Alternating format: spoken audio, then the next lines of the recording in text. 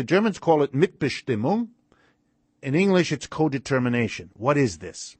Well, you might be surprised to know that for the last 40 years in Germany, the law in Germany requires that half of the board of directors of all corporations that have more than 2,000 employees must be workers.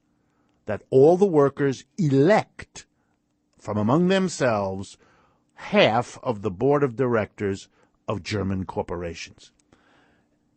There are complex rules governing all of this. I'm going to summarize them for you now. There is a slight edge in numbers so that the majority of decision makers in a corporation are selected by the shareholders.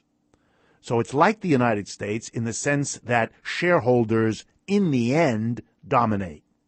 But the running of a corporation is completely different in Germany because there's a legal requirement for workers to be represented at the highest levels of decision-making in capitalist corporations. It means that the communication between workers and bosses is much more regular and much more profound than anything we have in the United States. It means that workers' concerns can't be dismissed so quickly. It requires a level of cooperation between workers and bosses. It gives workers a knowledge of what is going on at the highest levels of corporations that far exceeds anything that we have in the United States or Britain.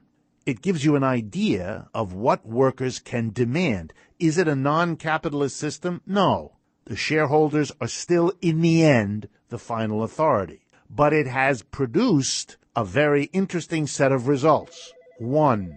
German capitalism is the most successful and most profitable in all of Europe.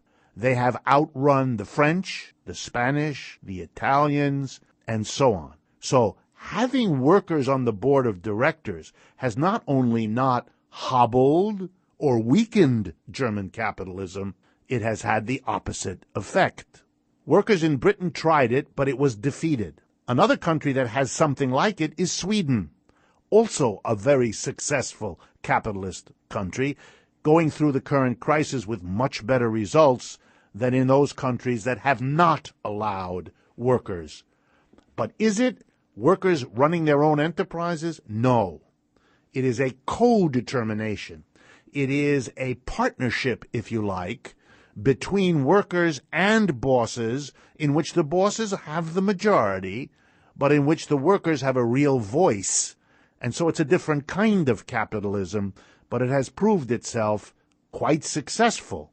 And of course it does raise the question, if and when German capitalism hits a rough patch, might the workers who have already learned so much about all these corporations begin to agitate for the next step, which is that not the shareholders, but they become the majority, and the shareholders a minority. At that point, the classic of capitalism may be surpassed in this interesting way, out of the very evolution of capitalism that found a way for workers to participate in decision-making that made the capitalism not only work better, but that set the stage for moving beyond capitalism as well.